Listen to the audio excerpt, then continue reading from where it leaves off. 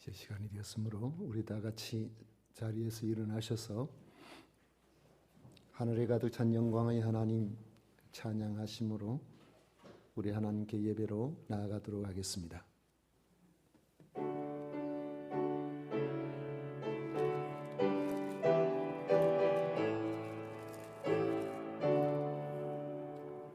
하늘에 가득 찬 영광의 하나님, 온 땅에 충만한 존귀하신 하나님, 생명과 빛으로 지혜와 권능으로 언제나 우리를 지키시는 하나님, 성부와 성자와 성령 삼위의 하나님, 우리 예배를 받아주시옵소서.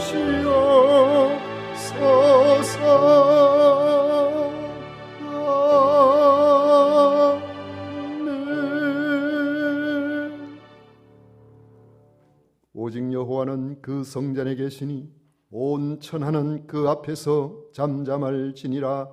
아멘.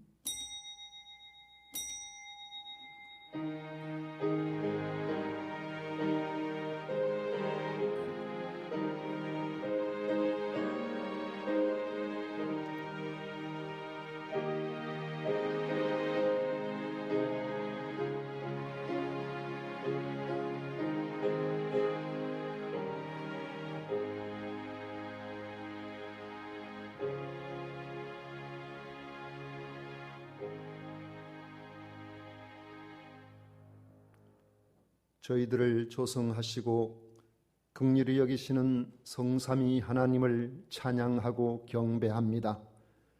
마음과 정성과 뜻을 모아 예배를 드리오니 기쁘게 받아주시고 한량없는 은혜로서 함께해 주옵소서. 예수님 이름으로 기원하옵나이다. 아멘. 찬송가 10장 다 같이 부르겠습니다.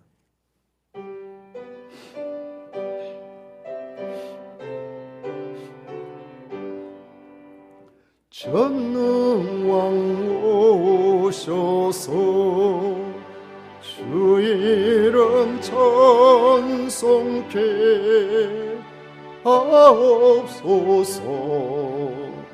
영광과 권능의 성부여 오셔서 우리를 다스려 주옵소서. 아멘. 성시 교독 교독문 제12번 함께 교독하겠습니다. 찬송가 뒤에 있는 교독문 제12번입니다. 하늘이 하나님의 영광을 선포하고 날은 날에게 말하고 밤은 밤에게 지식을 전하니 언어도 없고 말씀도 없으며 들리는 소리도 없으나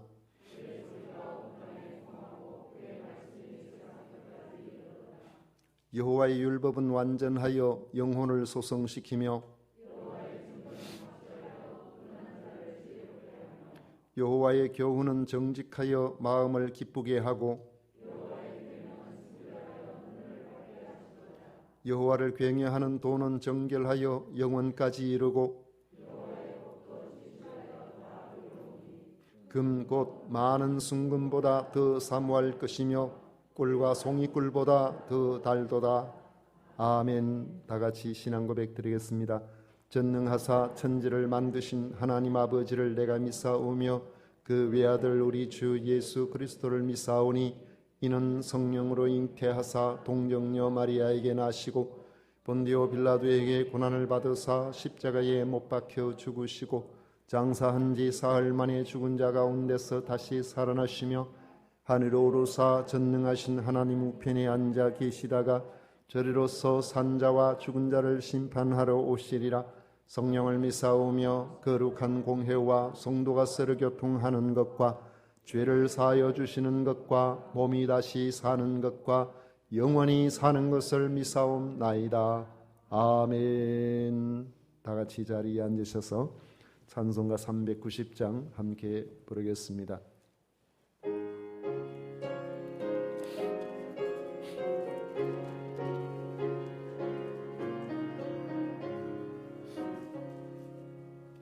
예수가 그늘이시니 즐겁고 평안하구나. 주야의 작고 깨는 것 예수가 그늘이시네. 주날 항상 돌보시고 날 친히 거느리시네. 주날 항상 돌보시고 날 친히 거느리시네. 때때로 괴로움 당하며 때때로 기쁨 누리네. 풍파 중에 지키시고 평안히 인도하시네. 주날 항상 돌보시고 날 친히 거느리시네. 주날 항상 돌보시고 날 친히 거느리시네. 이 주의 손을 붙잡고 천국에 올라가겠네. 외로우나 즐거우나 예수가 거느리시네. 주날 항상 돌보시고 날 친히 거느리시네. 주날 항상 돌보시고 날 친히 거느리시네. 이 세상 이별할 때 마귀의 권세 이기네. 천국에 가는 그 길도 예수가 거느리시네. 주날 항상 돌보시고 날 친히 거느리시네. 주날 항상 돌보시고 날 친히 거느리시네. 아멘.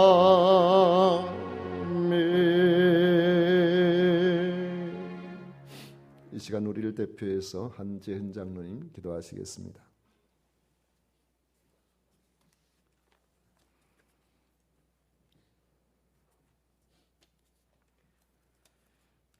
창세전에 우리를 택하시고 은혜로 다스리시며 때를 따라 필요한 복을 내려주시는 하나님의 한량없는 은혜에 감사와 찬양과 영광을 올려드립니다. 은혜가 풍성하신 하나님 아버지, 저희를 너무나도 사랑하시사 창조주 하나님께서 직접 이 세상에 내려오셔서 그 피조물에게 온갖 순환과 고통을 겪으시고 끝내는 생명까지 우리를 위해 내어주신 주님의 그 지극하신 사랑과 무엇보다도 구원의 진리를 우리로 알게 하셔서 주님을 예배하는 예배자로 세워주시니 하나님 아버지 감사합니다.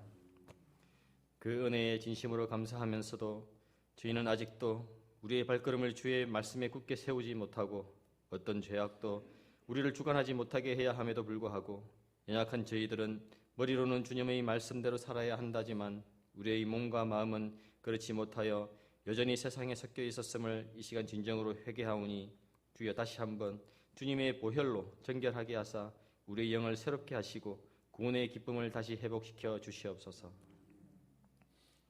기도하게 하시니 감사합니다. 이 시간 우리가 올려드리는 이 기도가 우리가 원하는 것을 구하는 기도가 아니라 하나님의 뜻을 구하는 기도가 될 수 있도록 성령 하나님 저의 입술을 주장하여 주시옵소서. 율법이 아니라 은혜라고 배웠고 또 스스로 외치면서도 우리는 무엇을 행하느냐 행하지 않느냐가 중요했고 다른 사람들과 비교하며 얼마나 더 가졌냐가 중요했고 하나님을 믿음으로 인하여 그전보다 생활이 얼마나 더 변화되고 얼마나 더 나아졌느냐가 중요하게 생각했습니다. 하나님 우리의 잘못된 신앙을 바로잡아 주시옵소서. 이 모든 것들을 주님의 은혜로 알아 사도 바울처럼 배설물로 여기며 십자가 지신 예수님을 바라보게 하여 주시옵소서. 그분의 흠없고 완전한 의와 우리를 향한 사랑을 보게 하시고 또한 온전히 믿어 예수님의 의를 우리도 입게 하옵소서. 이 땅의 모든 그리스도인들이 율법에 얽매여 있는 삶이 아니라 하나님의 은혜를 구하고 하나님께 우리 인생을 의탁하는 진정한 은혜의 삶을 살게 되기를 원하오니 성령이여 우리를 붙들어 주시옵소서. 마음이 정결한 자는 복이 있나니 그들이 하나님을 볼 것이라 말씀하셨습니다. 우리가 하나님을 보기를 원합니다. 하나님의 그 은혜를 진정으로 알아 하나님의 사람으로서 하나님의 마음에 합한 자로 살기를 원하오니 우리의 마음을 정결하게 하옵소서. 이 세상의 윤리와 도덕, 철학, 선한 행실 그 어떤 것으로도 우리의 마음을 정결하게 할 수 없다는 것을 우리는 너무나도 잘 알고 있습니다. 오직 우리 마음을 정결하게 할 수 있는 것은 우리 죄를 대신하여 십자가 지신 하나님의 어린 양의 그 보혈만이 우리를 정결하게 할 수 있사오니 이 시간 주여 우리를 불쌍히 여기사 예수 그리스도 그 보혈만을 의지하오니 우리로 정결하게 하시고 하나님을 보게 하시고 하나님이 원하시는 삶을 살게 하소서. 세상의 부와 명예, 권력 그 어떤 것도 의지하지 않습니다. 오직 우리의 주인 되시는 예수 그리스도를 의지하오니 하나님의 합한 마음을 갖게 하시옵고 성령이여 정말 우리를 향하여 하나님의 마음을 주시옵소서. 세상에서는 지금 이 시대가 모두에게 너무나도 어렵다고들 한 목소리로 외칩니다. 정말 어려운 것 같습니다. 정말 힘듭니다. 삶을 살아내기가 특히나 하나님의 사람으로서 세상을 이기며 살아내기가 쉽지 않습니다. 하나님 아버지, 하나님의 은혜가 하루 24시간 우리 곁에 필요합니다. 주여 우리 한국 교회를 불쌍히 여기시고 떠나지 마옵소서. 우리가 바로 하나님의 사람이 되기를 원하오니 우리를 주님의 은혜로 붙들어 주시옵소서. 주님의 은혜를 이 어려운 세상을 기쁨으로 감당하여 이기고 또 이겨서 믿지 않는 수많은 사람들이 본이 되고 함께 우리 하나님을 세상의 모든 악기와 우리의 몸으로 우리 하나님을 송축하는 그날이 속히 오게 되기를 원합니다.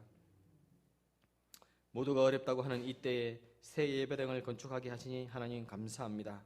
이로 인하여 교인들이 하나가 되게 하시고 모든 것이 하나님의 은혜라는 것을 알게 하시고 또한 서로가 서로에게 겸손하게 하시니 감사하고 아무 탈 없이 아름답게 만들어져 가는 건물을 보니 너무나도 감사하고 또한 새 예배당에서 우리 하나님을 큰 소리로 찬양하며 예배드리는 모습을 상상하니 가슴이 벅차오릅니다. 하나님 아버지, 우리 세금산 교회 공동체에게 하나님의 복을 주시옵소서. 각 사람에게 충만히 부어 주시옵소서. 예배 때마다 은혜가 흘러넘치게 하여 주시고 세상의 악한 영이 틈타지 않게 하여 주시고 세상을 이기게 하여 주시고 자녀들은 말씀으로 예언하며 청년들은 하나님의 환상을 보게 하시고 아비들은 하나님의 꿈을 꾸는 아름다운 세금산 공동체가 되게 하여 주시옵소서. 오직 하나님만이 영광 되기를 원하오며 이 모든 말씀 우리를 사랑하사 모든 물과 피를 흘리시고 죽으시고 부활하신 예수 그리스도 이름으로 기도드립니다. 아멘.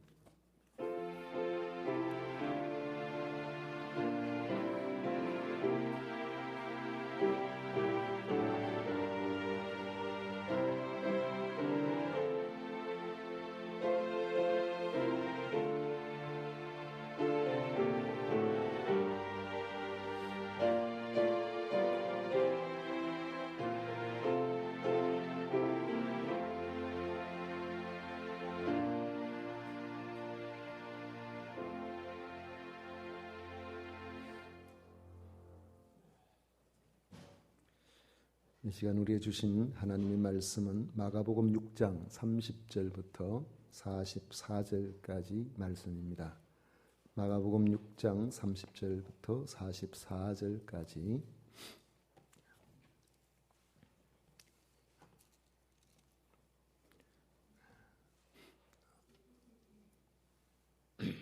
천천히 우리 같이 읽도록 하겠습니다. 30절부터 44절까지 같이 읽도록 하겠습니다. 사도들이 예수께 모여 자기들이 행한 것과 가르친 것을 낱낱이 고하니 이르시되 너희는 따로 한적한 곳에 가서 잠깐 쉬어라 하시니 이는 오고 가는 사람이 많아 음식 먹을 겨를도 없음이라. 이에 배를 타고 따로 한적한 곳에 갈새 그들이 가는 것을 보고 많은 사람이 그들인 줄 모든 골로부터 도보로 그곳에 달려와 그들보다 먼저 갔더라. 예수께서 나오사 큰 무리를 보시고 그 목자 없는 양 같음으로 인하여 불쌍히 여기사 이에 여러 가지로 가르치시더라. 때가 저물어 가매 제자들이 예수께 나와 여짜오되 이곳은 빈들이요 날도 저물어 가니 무리를 보내어 두루 촌과 마을로 가서 무엇을 사 먹게 하옵소서. 대답하여 이르시되 너희가 먹을 것을 주라 하시니 여짜오되 우리가 가서 200데나리온의 떡을 사다 먹이리까. 이르시되 너희에게 떡 몇 개나 있는지 가서 보라 하시니 알아보고 이르되 떡 5개와 물고기 2마리가 있더이다 하거늘 명하사 그 모든 사람으로 때를 지어 푸른 잔디 위에 앉게 하시니 때로 100명씩 또는 50명씩 앉은지라. 예수께서 떡 5개와 물고기 2마리를 가지사 하늘을 우러러 축사하시고 떡을 떼어 제자들에게 주어 사람들에게 나누어 주게 하시고 또 물고기 2마리도 모든 사람에게 나누시매 다 배불리 먹고 남은 떡 조각과 물고기를 12바구니에 차게 거두었으며 떡을 먹은 남자는 5,000명이었더라. 아멘. 오병이 여의 기적, 우리가 잘 아는 너무나 유명한 말씀입니다. 이 말씀은 사복음서에 다 기록이 되어 있습니다. 오늘 이 말씀을 가지고 불쌍히 여기시는 주님이라는 제목으로 같이 말씀을 나누고자 합니다. 예수님 당시의 역사는 그다지 희망적이지를 않았습니다. 유대 나라는 로마의 속국으로서 실질적 통치는 로마의 총독에 의해 이루어졌고 분봉왕은 황제가 인정한 범위 안에서 유대의 왕으로서의 기득권을 가지고 일반 많은 사람들을 압제했습니다. 그래서 당시 백성들은 로마 정부와 분봉왕 체제의 이중으로 어려움을 당하고 있었던 그런 시대였습니다. 사내들인 의회를 장악하고 있는 대제사장과 바리새인과 서기관, 사두개인들 이런 사람들도 백성을 바로 이끌기보다는 자기들의 이해관계에 따라서 이권을 챙기기에 바빴고 로마의 앞잡이가 되어서 동족을 괴롭게 하는 그런 무리들도 많았습니다. 35절에 보면 때가 저물어 가매 제자들이 예수께 나와 여짜오되 이곳은 빈들이요 날도 저물어 가니라 그렇게 말씀하고 있습니다. 이 말씀에서 이 표현을 보면은 마치 당시에 어둡고 힘든 시대상이 반영된 것 같은 그런 느낌까지 느껴집니다. 압제와 질병과 가난이 넘치는 시대에 예수님의 등장은 일반 백성들에게는 오랜 가뭄 끝에 내리는 단비와 같았습니다. 그들은 각자의 갈증을 해결하려고 먼 길을 마다하지 않고 예수님이 계시는 곳으로 모여들었습니다. 33절에 보면 그들이 가는 것을 보고 많은 사람이 그들인 줄 안지라. 모든 골로부터 도보로 그곳에 달려와 그들보다 먼저 갔더라. 예수님께서 많은 사람들이 모여드니까 기도할 시간도 잘 안 되고 쉬기도 어렵고 하니까 그들로부터 좀 떨어진 빈들로 가면은 먼저 알고 다 따라오는 이런 상황이 되었던 것입니다. 그만큼 피곤하고 지치고 무거운 짐을 진 이들이 많았다는 것입니다. 주님은 이런 그들을 외면하지 않으시고 병을 고쳐주시고 천국 복음을 가르쳐 주셨습니다. 그런데 본문에 나오는 많은 사람이 예수님을 찾아온 것은 사람들이 사는 곳에서 멀리 떨어진 빈들이었습니다. 날은 저물어 가는데 먹을 것은 없고 돌아갈 길은 너무 멀었습니다.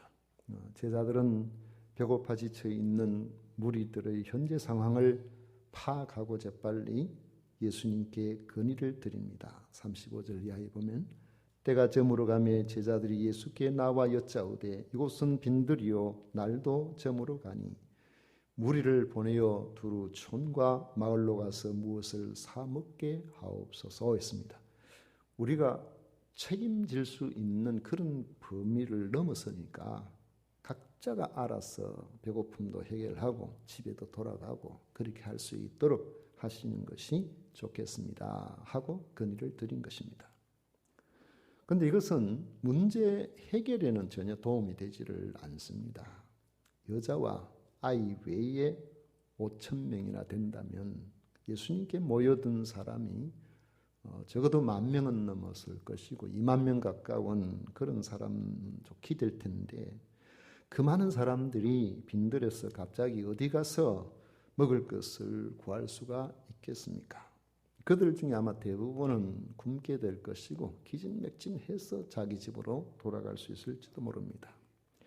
지친 세상살이의 담배와 같은 예수님의 소문을 듣고 먼 길을 머다하지 않고 천국 복음을 듣고 좋아해서 왔지만은 당장의 배고픔은 여전히 외면할 수 없는 피곤한 자신들의 현실임을 자각할 수밖에 없는 그런 상황이었습니다.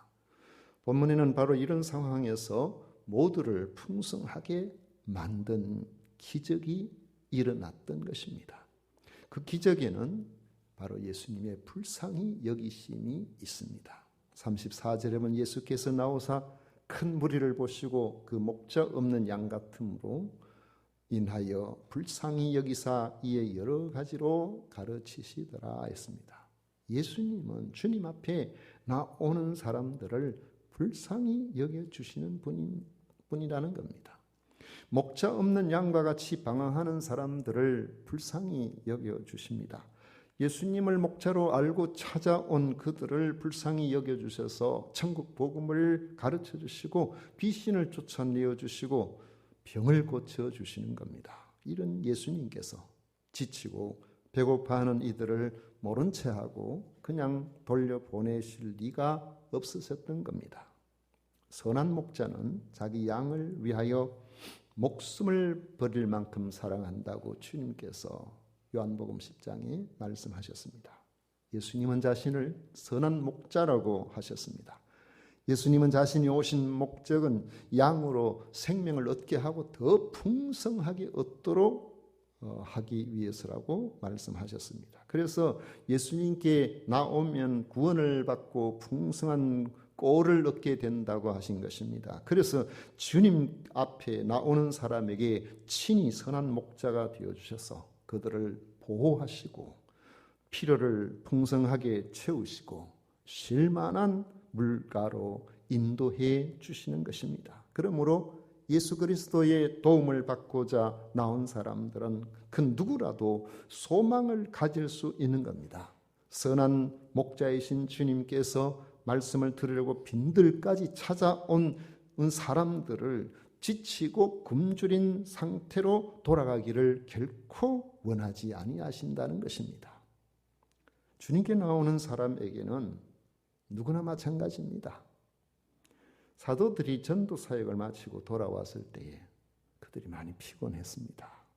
예수님께서는 그것을 아시고 너희는 따로 한적한 곳에 가서 잠깐 쉬어라. 그렇게 말씀하셨습니다. 야, 쉴 시간이 어디 있나? 전도하기 바쁜데. 그렇게 안 하셨어요.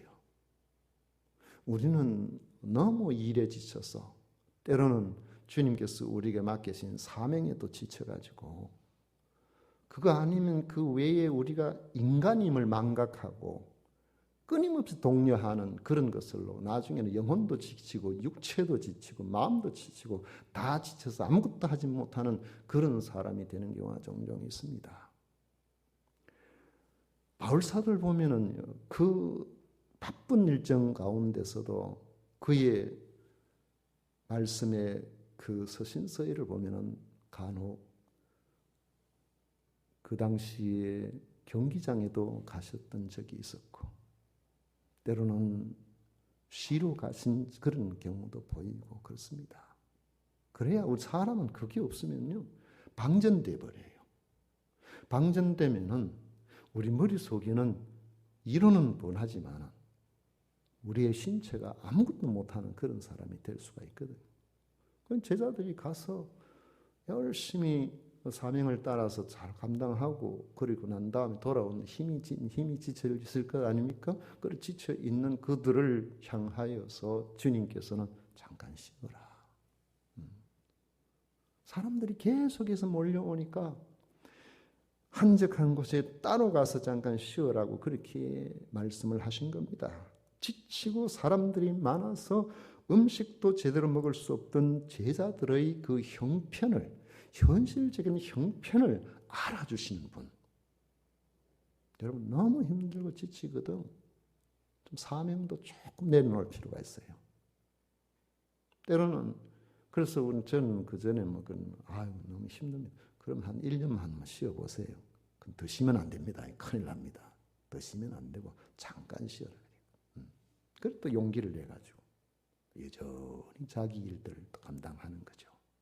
감당하는 건데 그 쉬기는 뭘 쉬어? 이건 그걸 사명 가지고 있는 사람이 그런 나약한 마음 가지고 뭘 한단 말이야. 막 몰아붙이면 나중에 뒤로 넘어져 다시 일어나지도 못하는 그런 경우가 될 수가 있는 게 우리 연약한 존재입니다. 주님 너무 잘 하시는 거예요. 우리의 인생 자체의 약한 부분을 너무나 잘 아시는 겁니다.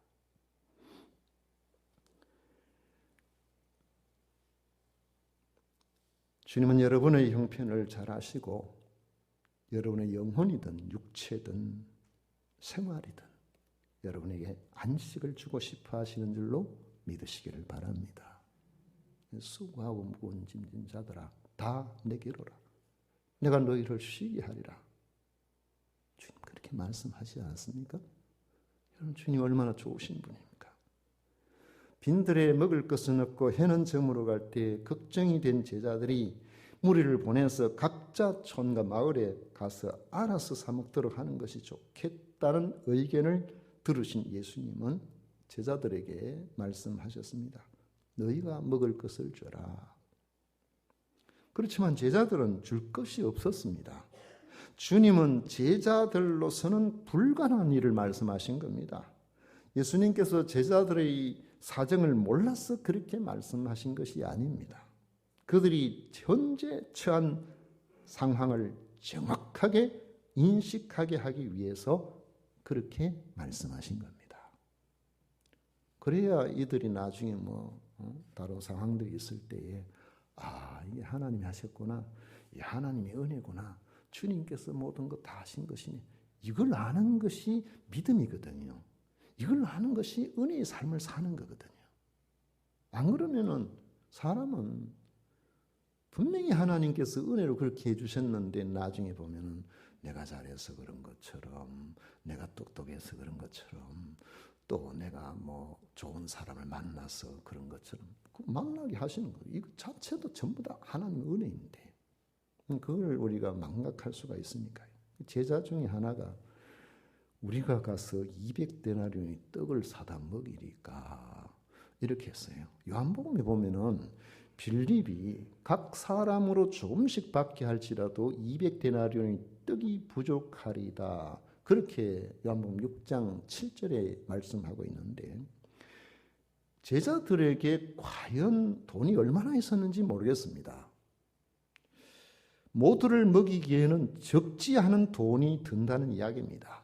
또 또 돈이 있다고 하더라도 그 많은 사람을 위해서 어디 가서 음식을 조달할 수가 있겠습니까? 여러분, 어느 식당이에요.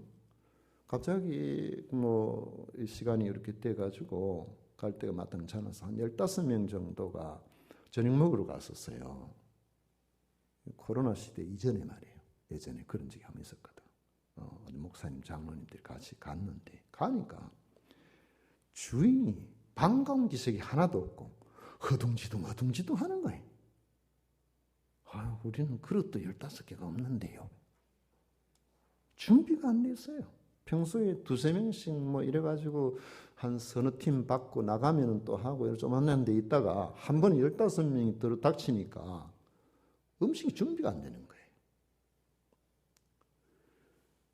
손님을 치를 능력이 안 되면 손님이 많이 가도 그게 어려워요. 우리 정순이 집사님 같으면 갑자기 30명 가도 금방 뚜둑 해내야 될 길. 보통 그래 안 되거든. 예수님은 제자들에게 너에게 떡 몇 개나 있는지 가서 보라. 돈을 줘가지고 가서 사 먹으라 해도 사 먹을 데가 없는 그런 형편 아닙니까? 예수님 제자들에게 너에게 떡 몇 개나 있는지 가서 보라. 그렇게 말씀하셨는데 가서 알아보고는 떡 5개가 물고기 2마리가 있습니다. 보고가 들어왔어요. 사도 요한은 이 말을 한 사람이 안드레라고 했어요. 안드레가 말하기를 여기 한 아이가 있어 보리떡 5개와 물고기 2마리를 가지고 있나이다. 그러나 그것이 이 많은 사람에게 얼마나 되겠사옵나이까? 말하는 많아죠. 예수님은 전혀 도움이 되지 않는 그런 보고를 받으셨지만 개의치 아니하시고 모든 사람으로 때를 지어 푸른 잔디 위에 50명, 100명 이렇게 앉게 하시고는 떡 5개와 물고기 2마리를 가지시고 하늘을 우러러 축사하셨습니다. 그리고 떡을 떼어 제자들에게 주어서 사람들에게 나누어 주게 하셨습니다. 물고기도 그렇게 하셨습니다. 그때 놀라운 일이 일어났습니다. 떡 5개와 물고기 2마리는 절대적으로 적은 양이지만 주님이 나누어 주실 때에 전혀 줄어들지를 않았고 모든 사람이 다 배불리 먹었습니다. 그리고 남은 떡조각과 물고기를 12바구니에 가득 차게 거두었습니다. 기적이 일어난 것입니다. 그날 저녁에 지치고 배고파 앉아있던 사람들, 갈 길은 멀고 어떻게 해야 되는지 모르고 가다가 쓰러지지는 않을지 그런 상황에 있던 사람들이 그 잔디밭 위에서 한순간에 즐겁게 소풍 나온 사람처럼 돼버렸던 것입니다. 여러분의 삶이 지치고 힘들어도 주님께서 불쌍히 여겨주신다면 여러분의 인생은 소풍이 될 겁니다. 주의 크신 은혜가 여러분들에게 넘치시기를 축원합니다. 어떻게 이런 일이 일어났을까요? 첫째로는 주님 앞에 나왔기 때문입니다. 주님 앞에 나온 사람은 주님의 가르치심을 받고 주님의 인도함을 받기를 원하는 사람은 더 이상 목자 없는 양과 같지를 않습니다. 주님께서 친히 목자가 되어주시기 때문에 그렇습니다. 주님은 자기의 양된 백성을 불쌍히 여겨주십니다. 마태복음 15장 32절에는 예수께서 제자들을 불러 이르시되 내가 무리를 불쌍히 여기노라. 그들이 나와 함께 있은지 이미 사흘이며 먹을 것이 없도다. 길에서 기진할까 하여 굶겨 보내지 못하겠노라. 여러분, 우리가 땅에서 굶주린 삶, 이건 여러 가지를 상징하고 있겠죠. 온갖 인생의 빈핍한 그런 삶. 주님께서는 그 상태로 끝장내는 것을 원치 않으신다는 겁니다. 내가 굶겨서 보내지를 못하겠다. 그게 주님이 우리를 향하신 은혜요, 우리를 향하신 사랑입니다. 주님께 나온 사람은 주님께서 결코 굶겨 보내지 아니하신다는 것이 주님의 마음입니다. 두 번째로는 주님께 보리떡 5개와 물고기 2마리를 가지고 나왔다는 겁니다. 배고픔의 문제를 해결하기에 이건 뭐 터무니없이 부족하죠. 그런데 주님 그거 가져오라 그랬어요. 비록 우리 생각에는 터무니없어도 주님 앞에 내어놓으면 주님 나 이거밖에 없습니다. 이게 답니다. 그렇게 내어놓으면 됩니다. 거기에 희망이 있어요. 우리는 잘못 생각하면 주님 앞에 내어놓은 거는 이만큼 내어놓고 뒤에는 이만큼 쌓아놓고 이렇게 하고서 주님의 크신 은혜를 힘입을 것이라고 생각하면 안 돼요. 여기 답니다. 이게 답니다. 주님 앞에 내어놓으면 우리는 그 문제를 해결하기에 능력이 너무나 보잘것없고 그 문제는 우리 앞에서 너무나 크지만은 주님이 가져오라고 하실 때에 그 문제를 가지고 나아가게 되면은 거기에 기적이 일어납니다. 빌립보서 4장 6절 이하에 보면 아무것도 염려하지 말고 다만 모든 일에 기도와 간구로 너희 구할 것을 감사함으로 하나님께 아뢰라. 그리하면 모든 지각에 뛰어난 하나님의 평강이 그리스도 예수 안에서 너희 마음과 생각을 지키시리라. 예수님을 믿는 우리의 삶에 기적을 일으키는 비결은 생각보다 단순합니다. 여러분 우리가 은혜를 힘입어야 되고요. 하나님이 공급해 주신 능력을 힘입어야 되는 이유가 있습니다. 우리 의지로 우리 사명을 감당하려고 해보면 처음에는 좀 하는 것 같이 보이지만 잘 쓰러져요. 평생을 모세가 이스라엘 백성들을 인도해서 40년 광야 생활 그 말 안 듣는 사람들을 그렇게 이끌고 나가는 그런 일들을 하려면은 자기 힘으로는 안 되는 겁니다. 마치 날마다 만나를 아침마다 주시는 그 하나님처럼 날마다 우리가 은혜의 삶 속에 살아갈 때 이 가능한 것이죠. 이게 내 능력으로 되는 거예요. 우리 인생은 오늘 잘 되어도 한 주간 후가 어떻게 바뀔지 모르는 삶을 사는 것이 우리들이 아닙니까? 그런데 우리가 수십 년 이후를 어떻게 장담하겠습니까? 하나님 주시는 날마다의 은혜가 우리에게 있을 때에 우리가 지치지 않고 돌아오면서 맞아. 내가 내 자신을 보면 보잘것없는 내가 어떻게 수십 년을 그렇게 살아왔지? 어떻게 그렇게 지치지 않고 견디고 그렇게 했지? 아니 지친 것처럼 보이는데 넘어지지 않고 다시 일어나고 그렇게 했지. 내게 허락하신 하나님의 은혜가 너무 크기 때문에 그 힘으로 그 에너지로 우리가 다시 한번 활력을 얻어서 날마다 일어나서 살다 보니까 여기까지 오는 겁니다. 그런 사람이 완주하는 거예요. 온갖 힘을 가지고 온갖 능력을 가지고 최선을 다해서 뛰는데 1년도 못 가지고 쓰러져 버리는 사람들이 있어요. 산을 옮길 것 같은 그런 믿음을 가지고 있는 듯이 보이는데 오래 못 가는 그런 사람도 있단 말이죠. 은혜 받으시기를 바랍니다. 하나님의 긍휼 안에 살기를 바랍니다. 하나님께서 베풀어 주신 긍휼 그 십자가의 은혜, 날마다 인도하시는 은혜, 우리를 불쌍히 여겨주시고 사랑하신다는 그 은혜 생각해 보면 그저 눈에 눈물이 그렁그렁 하는 사람 주님 배반하겠습니까? 주님께서 그렇게 허락하신 그 양식이 내 창고에 있다고 해가지고 그 나 혼자만 먹고 살겠습니까? 하나님의 은혜를 얼마나 풍성하게 얼마나 놀랍게 받았는가.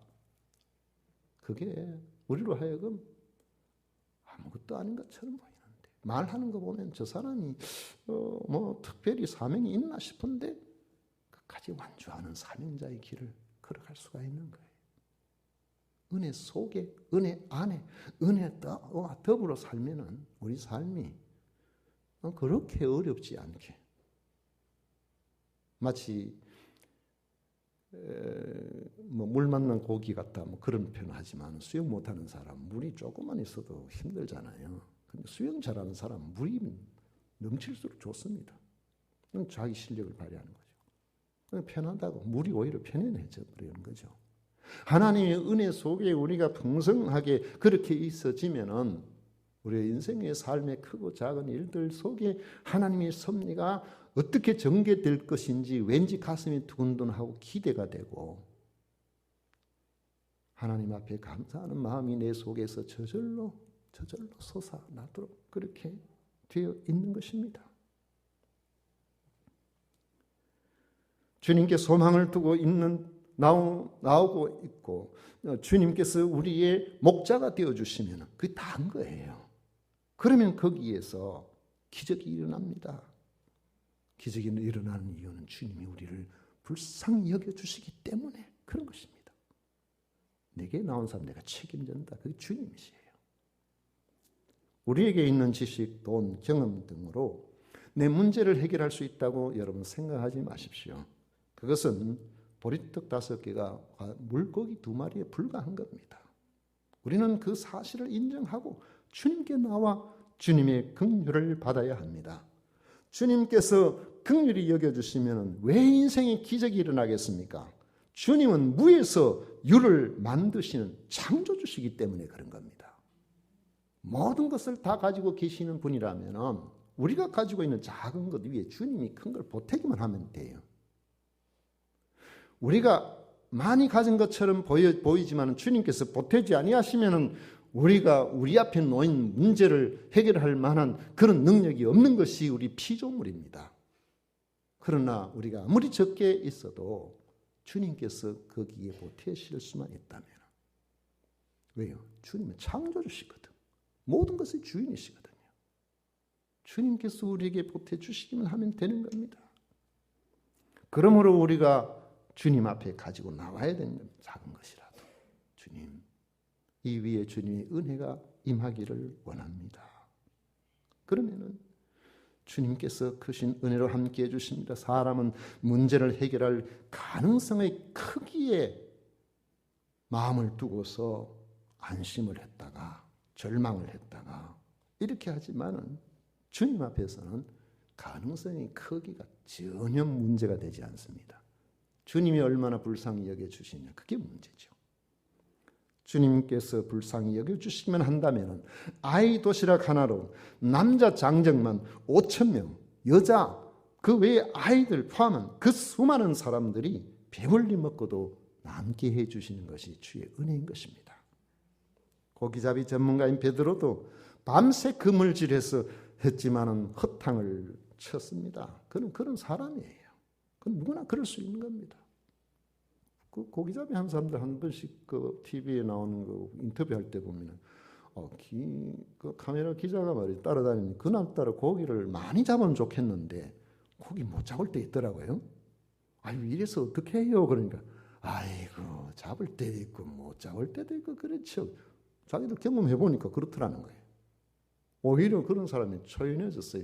여러분이 인생을 좀 초연하게 살려면은 앞으로 동해 바다에 읍으로 나가시면 좋겠어요. 인생을 달관한 것 같아 보니까.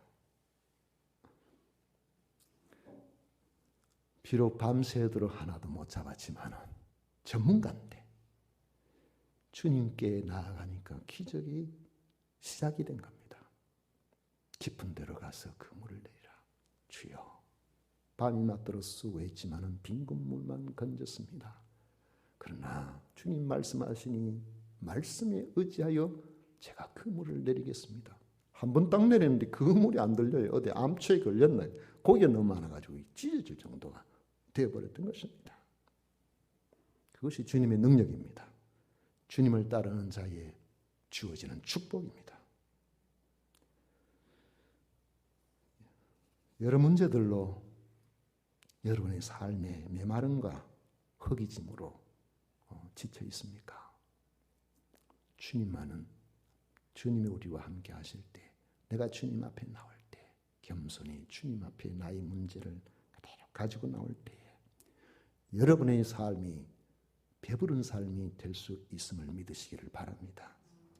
주님 앞에 나아가면 됩니다. 친히 목자가 되어주시는 주님 앞에 솔직하게 주님 아니면 안 됩니다. 주님께서 나의 모든 것입니다. 주님 나를 불쌍히 여겨주소서. 그렇게 자신을 내어놓으면 주님께서는 불쌍히 여기셔서 기적을 주실 겁니다.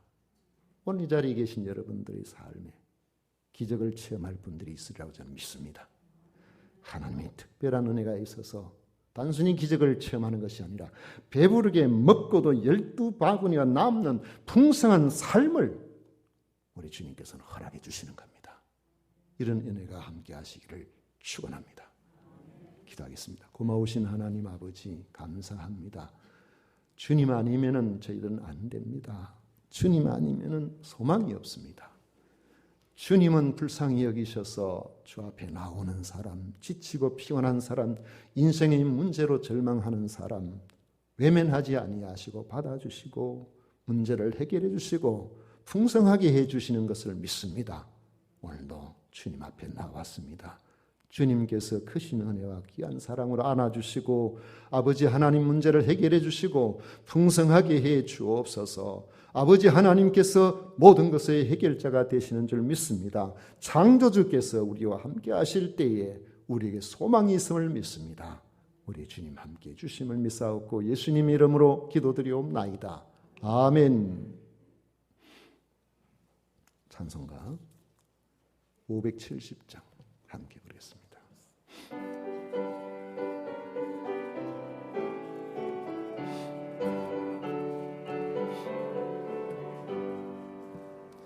주는 나를 기르시는 목자여 나는 주님의 귀한 어린 양 푸른 풀밭 맑은 시냇 물가로 나를 늘 인도하여 주신다.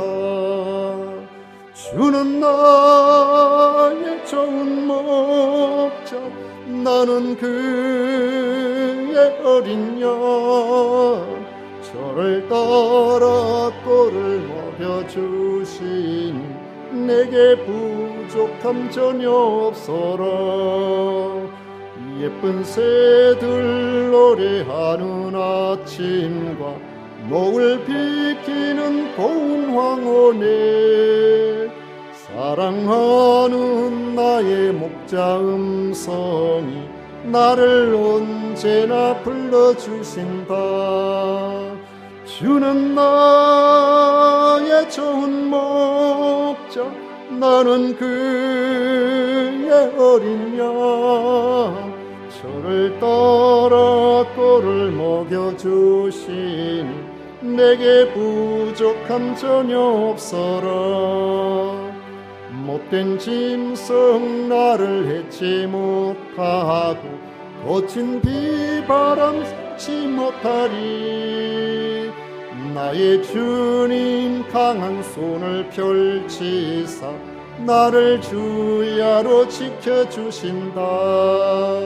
주는 나의 좋은 목자 나는 그의 어린 양 저를 따라 꼴을 먹여주시니 내게 부족함 전혀 없어라. 아멘.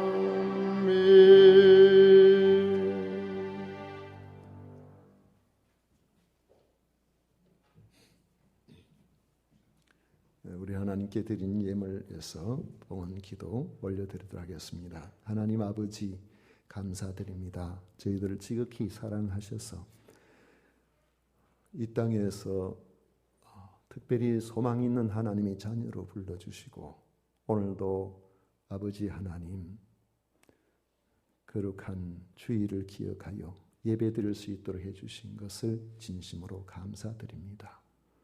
이 예배를 기쁘게 받아주시고 아버지 하나님 앞에 예배를 드릴 때에 우리의 마음이 참인 줄을 증거하는 귀한 예물들을 구별하여 드리오니 아버지 하나님 받으셔서 성도의 삶에 부족함이 없도록 풍성한 것들로 채워주시옵기를 간절히 원합니다.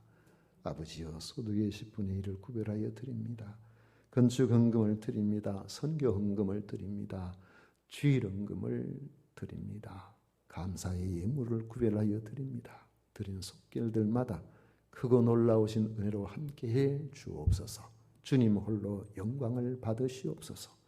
변함없이 아버지 하나님 주 앞에 예배드릴 수 있도록 여러 상황 가운데 지켜주시고 인도하심을 감사드립니다.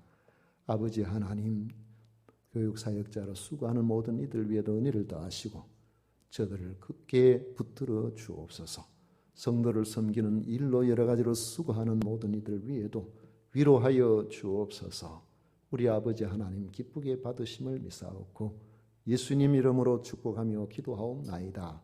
아멘. 지금은 우리 구주 예수 그리스도의 은혜와 하나님 아버지의 놀라우신 사랑과 성령 하나님의 위로 축복 교통하심이 겸비 주님 앞에 나와 예배하는 우리 모든 믿음의 식구들 위해 영원토록 함께 있을지어다. 아멘.